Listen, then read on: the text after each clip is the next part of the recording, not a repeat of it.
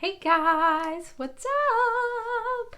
So if you didn't get a chance to watch my last video about fertility treatment, definitely check into it on how to manage diabetes and go through fertility treatments. I mainly did it as an encouraging video to share our story. Yeah. Anyways, so I wanted to do a first trimester recap, and I got this book. My sister recommended it. It's called Oh Baby. It's on Amazon.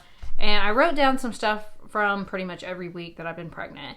Pregnancy brain is real. If you don't know, and if you are just found out you're pregnant, just to let you know, there is a thing called pregnancy brain. And it is 100% real. I didn't believe it either. And then I experienced it. But anyways, I wrote some stuff down from the first trimester that I thought I'd share with you guys. Like I said, I know this isn't like a mom thing on Facebook. This isn't like a pregnancy channel or anything like that. It's just a diabetes channel, but my sugars got a little bit crazy throughout my entire pregnancy. I wouldn't say insanely crazy. I've had more lows. But anyways, let's jump right in. So if you didn't watch my last video, we found out we were pregnant before week 4, before I missed my period. We found out at like 3 weeks and 4 days or 3 weeks and 5 days. And we were watched pretty closely at the fertility clinic while we were still down there. So at week 5, we actually week 6, we went in and got a blood test at week 4 with the fertility center, and they're like, oh, you were definitely pregnant. And then at week 6, we scheduled our first ultrasound. And what's crazy is if you do IUI and you do medication with it, you do have a chance of having twins. It is a little bit higher. We knew that going in. The doctor tells you that whenever you get an IUI.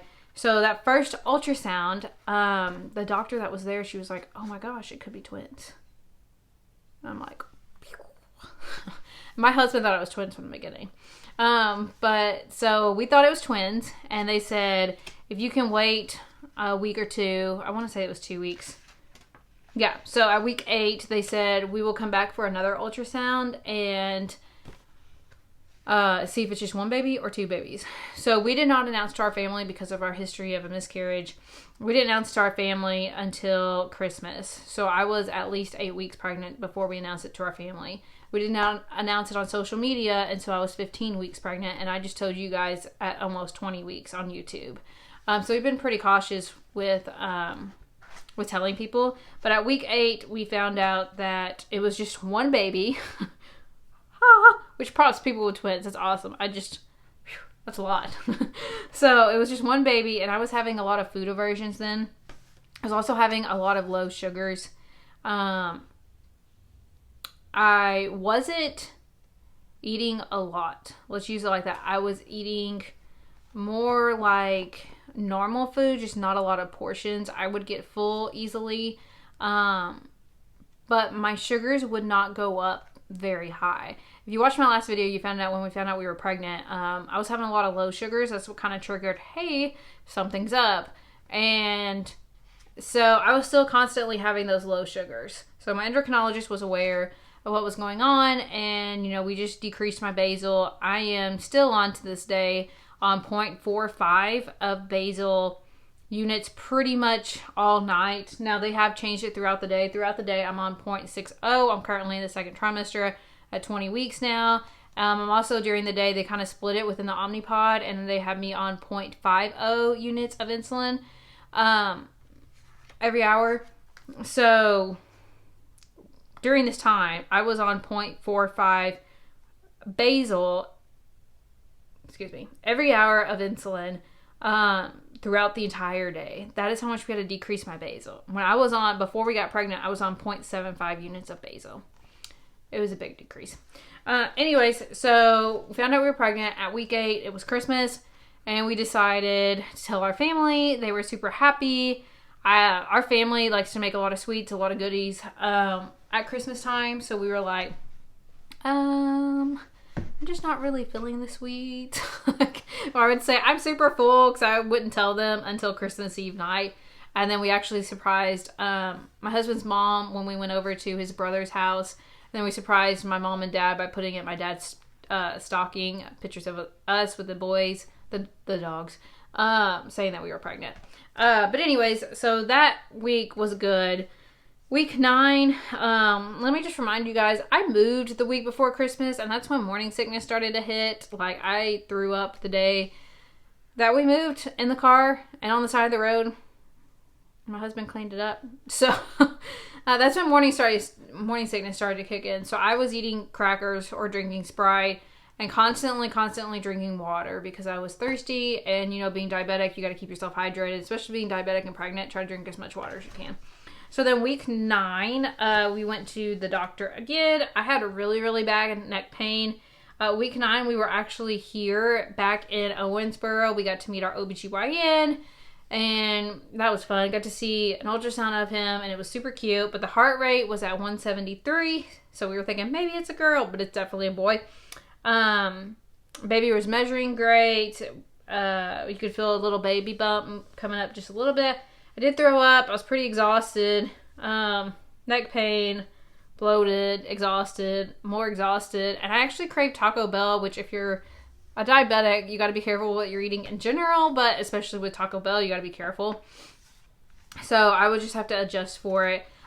During this time, I did not meet with the maternal fetal specialist. They had to refer me from an OBGYN. If you don't know what a maternal fetal specialist is, they are they walk with you throughout your pregnancy. They keep an eye on your sugars, keep an eye on your A1C, your thyroid, anything like that. They keep an eye on it so they can kind of measure how baby's doing and how mama's doing. Week 10, the neck pain was pretty bad. I had to use a heating pad on my neck on the lowest setting, only for 20 minutes or less.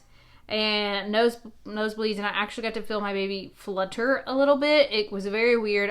Remember it clear as day. I was sitting in the recliner, and I was like, oh my gosh, what is that? Not like it was like he didn't kick me or anything. Like, I didn't feel that.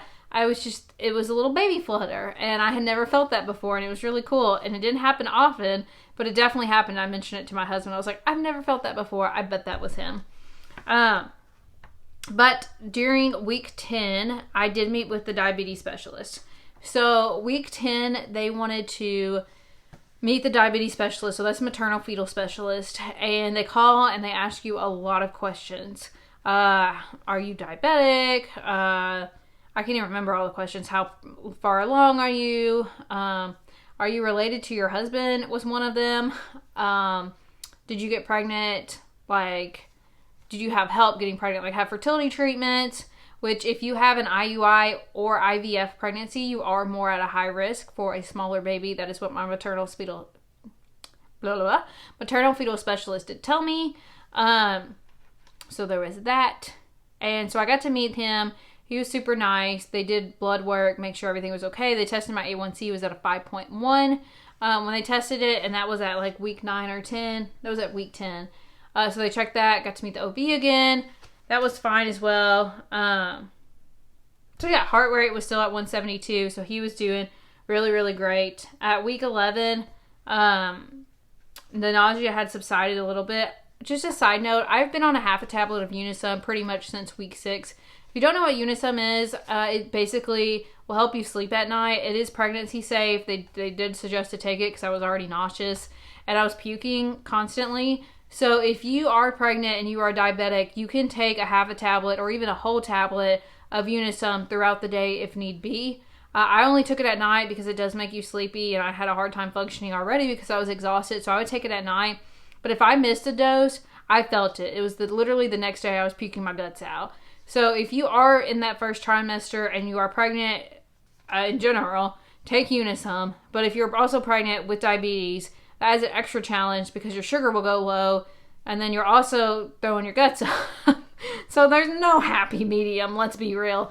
So you just got to keep an eye on your sugar. Drink a lot of Sprite. I would drink a couple sips of Sprite, see what my sugar, my Dexcom would go to. And then I would, if it was still low, drink another couple things of Sprite, see what my sugar would go to. That's how I managed it for the first trimester without being able to eat a lot. Okay. So week 11, I was able to feel him a lot more than what I had the week before. Week 12, I did have a craving. I have not had a lot of cravings being pregnant. I've had mainly food aversions because food just doesn't sound uber pleasant. At least in the first trimester it wasn't, which was Cracker Barrel's tenders and dumplings. So we did get that. So if you're a diabetic and you're pregnant, let me tell you, you can splurge. Make sure you do enough insulin for it, for sure. Don't splurge all the time. But if you're having a serious craving, you can have it depending on what it is. Even if it's just a couple bites. It'll like suffice that craving and you don't make your sugar go up. That's one of the things I've learned. But at week 12, we did find out it's a boy. Then we did genetic testing. My maternal fetal specialist did recommend we did the NIPT testing, genetic testing. They test for Down syndrome, cystic fibrosis, trisomy, something. It came back negative on everything. So he's totally fine. No chromosomal abnormalities. So that's really awesome. And they found out it's a boy because they also test in the genetic testing for a gender. And they asked if we wanted to know it. And of course we did. So we found out he's a boy. They did his heart rate, which was 168. Maybe was measuring a couple days ahead. We decided on his nursery. So we did an elephant theme. It's super cute. Lots of baby flutters. I had a really hard time sleeping through this one. I had bad hip pain, bound round ligament pain. My sugars were staying pretty normal. I would say I had a couple highs. When I say highs, I'm talking to like 170s to 180s. I've only went to 200 one time during my pregnancy. And I walked the steps after when I saw my sugar was 200. And I got it down pretty much immediately. Now, I'm going to say a disclaimer. I'm not a doctor. But if your sugar goes a little high when you're pregnant, it's okay. Let me say that again. If your sugar goes a little high when you're pregnant, it's okay. We just don't want constant high sugars because that means the baby's producing his own insulin, meaning he's going to be bigger. And we just want to make sure there's that in any case, your baby's going to be okay. So as long as if you have like a random high sugar, that's fine. Now, one of the things I didn't know is that if you get below 60, that is when the maternal fetal specialist gets concerned. That's actually considered a low blood sugar, where if you're not pregnant, they consider 70 or lower a low blood sugar. When you're pregnant, it's 60 or below. And there were times I was having 53, 55, 58 sugars. So we had to get the lows under control, not as much as the highs for me. I went on a rant, but that's what we're here for. Anyways, week 13, my student pastor's wife that were here, she entered me in a nursery sign contest, and I won it, and it was awesome, and we love it, and it's handmade. So I got to get that. I had really bad back pain. My abs were hurting, and my sugar actually hit 51. That was scary. So I come up from upstairs, and if you guys don't know, Dexcom can be wrong when you're pregnant. It usually starts, at least the diabetes educators told me, that it usually starts in the second and the third trimester. And I found that out. So the first trimester, I was probably, less than 10 points off most of the time, unless I just got a bad sensor. The second trimester, 30 to like 50 points off. So this is when week 13 or 12, whatever week I was on, week 13, that is when I had to really start doing finger sticks. And you guys know I use the Contour Next meter. That's my favorite meter.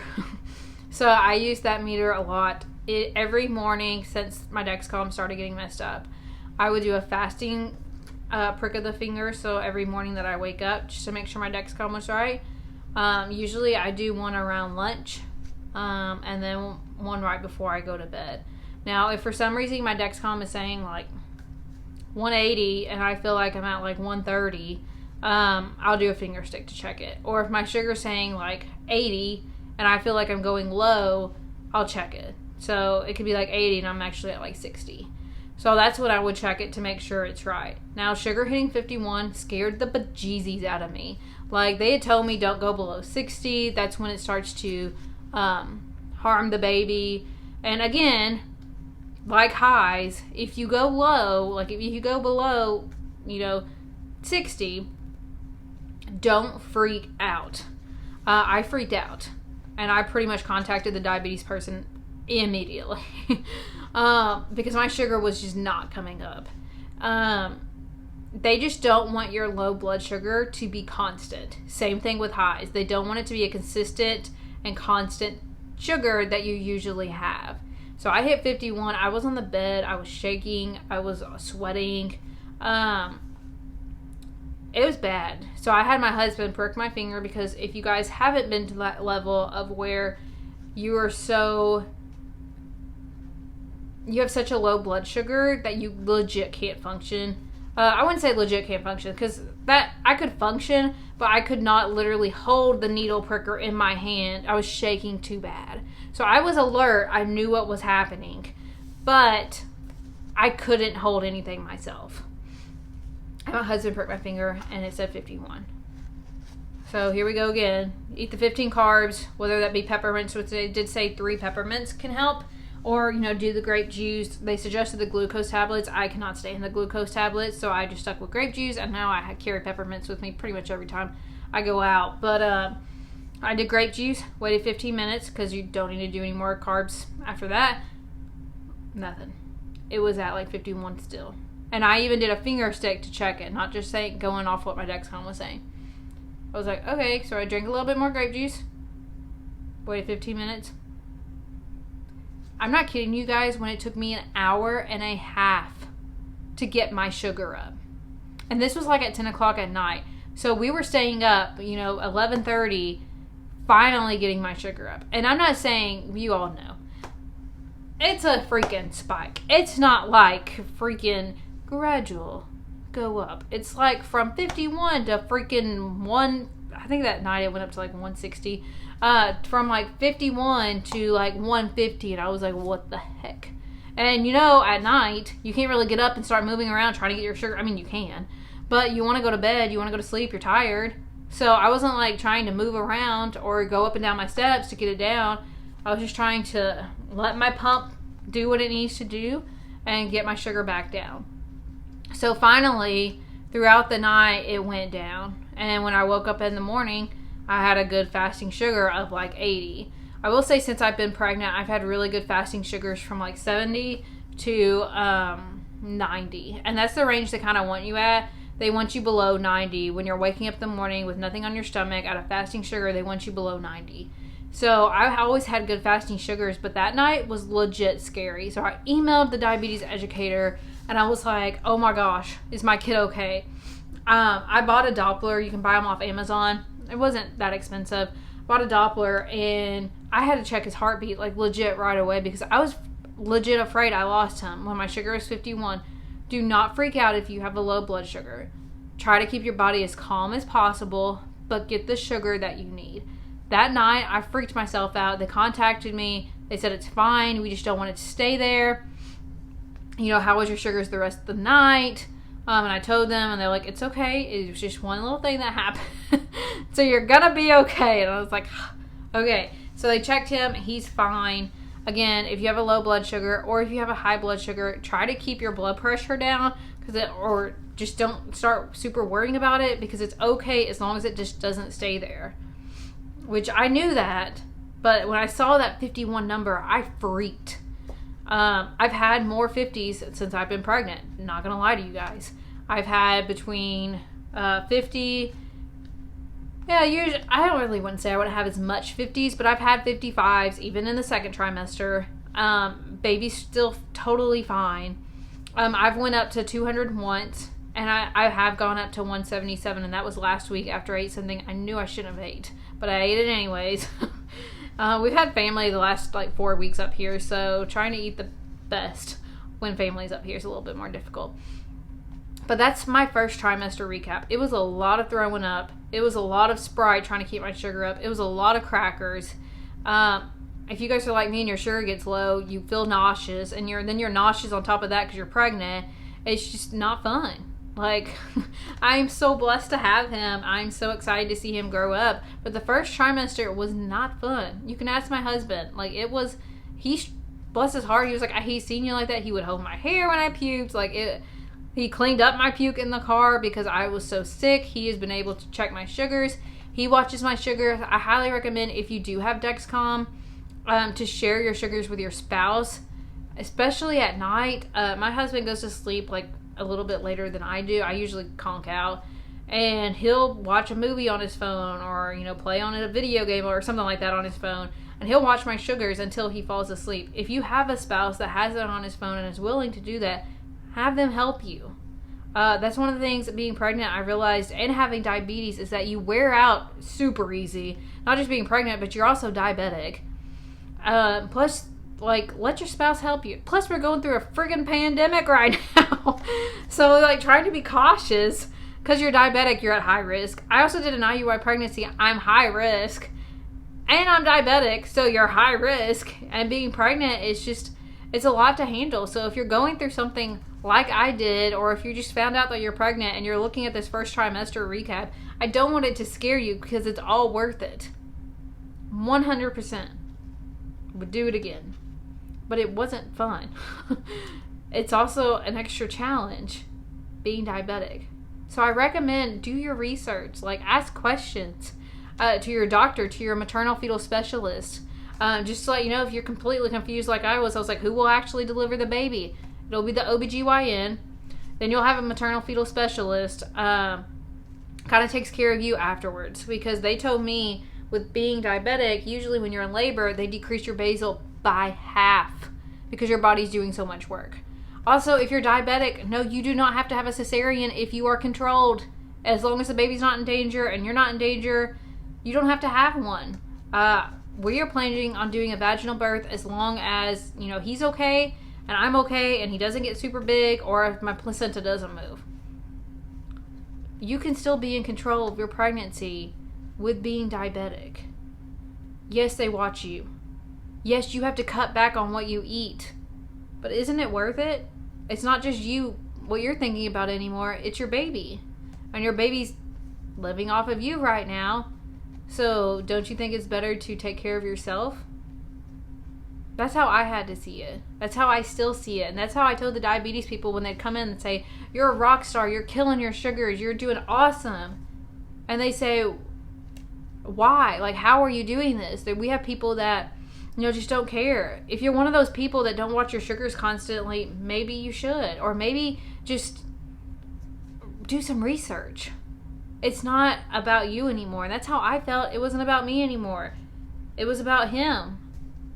And so that's where I kind of took it from, is that if you're diabetic and you're pregnant, think about that.